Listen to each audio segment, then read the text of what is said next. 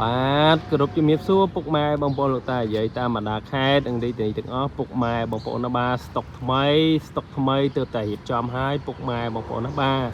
ប្រភេទកាមេរីឆ្នាំ07ប្រភេទ XLE ពុកម៉ែបងប្អូនណាបាទនេះប្រភេទ XLE អត់ប្រើ hybrid ទេពុកម៉ែបងប្អូនណាបាទហើយតម្លៃក៏ទុនដែរណាសម្រាប់កាមេរីមួយគ្រឿងនេះដែរពុកម៉ែបងប្អូនមើលដល់ផ្លាកលេខក៏ដឹងដែរបាទគឺផ្លាកលេខកំងពុកម៉ែបងប្អូនបាទផ្លាកលេខកំងមកចាស់ដើមកំងបាទ 2P5505 ពុកម៉ែបងប្អូនអើយគ្រាន់តែលេខនេះបាទគ្រាន់តែឃើញលេខនេះគឺអ្នកស្រឡាញ់ឡានហើយពុកម៉ែបងប្អូនបាទគឺគាត់ស្រឡាញ់ឡានគាត់កំងលេខនេះអស់លុយប្រហែលអស់ទៅឲ្យតែបានលេខហ្នឹងបាទលេខអងស៊ុយរបស់គាត់អញ្ចឹងណា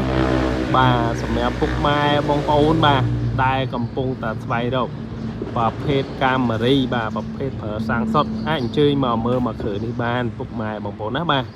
សម្រាប់មកគ្រឿងនេះដែរបាទធានាជូនបាទពិនភាកអត់បុកអត់ប៉ះអត់កាត់តអត់ស្ងោរដូរពណ៌ទេពុកម៉ែបងប្អូនណាបាទតាពុកម៉ែបងប្អូន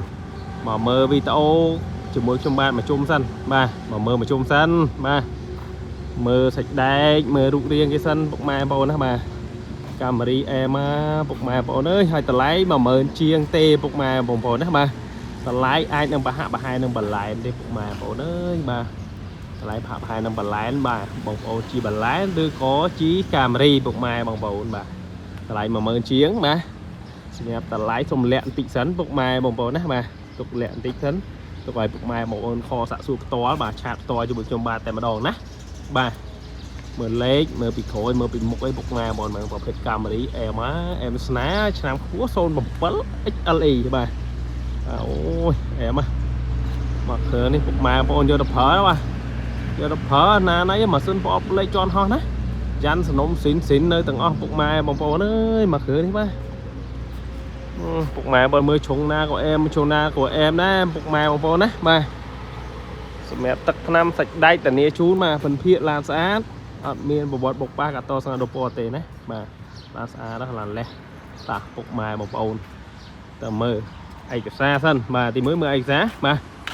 ឲ្យពុកម៉ែបងប្អូនមើលអត់មានលាមលាក់អីទេបាទឯកសារគឺគ្រប់បាទឈៀបពុនផ្លូវបាទគល់បញ្ញាតគល់អីមកសេតបាទហើយផ្ទៃខាងក្នុងក៏ឲ្យពុកម៉ែបងប្អូនមើលមកសេតដែរណាម៉ែបងប្អូនមើលបាទផ្ទៃខាងក្នុងមានសូមិកាកម្រាលជើង VIP ហើយបាទមកឆ្ងាញ់ជូនពុកម៉ែបងប្អូនឲ្យម្ដងណាបាទ Android ឯនេះហើយណាបាទម៉ាស៊ីនប្រអប់លេខស្អាតបាទសម្រាប់ XLE បាទអត់មានប្រាំងដៃនៅកន្លែងនេះទេបាទបើ LE មានណាពុកម៉ែបងប្អូនណាបាទហើយប្រាំងដៃគឺទៅនៅនោះហើយប្រភេទ XLE គឺមានប្រាំងកង្ហាលក្រោយបាទម៉ាស៊ីនត្រជាក់ក្រោយបាទពុកស្បែកស៊ីនមួយនៅមកសេតហើយក៏មានប្រាំងទៀត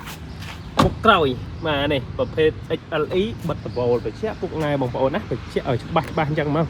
បាទធ្វើវីដេអូច្បាស់ណានេះលើដបអត់មានបើកទេបាទប្រភេទ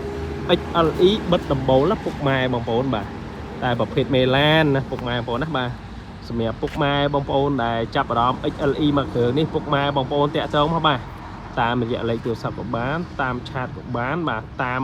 Telegram ក៏បានពុកម៉ែបងប្អូនណាបាទអរគុណច្រើន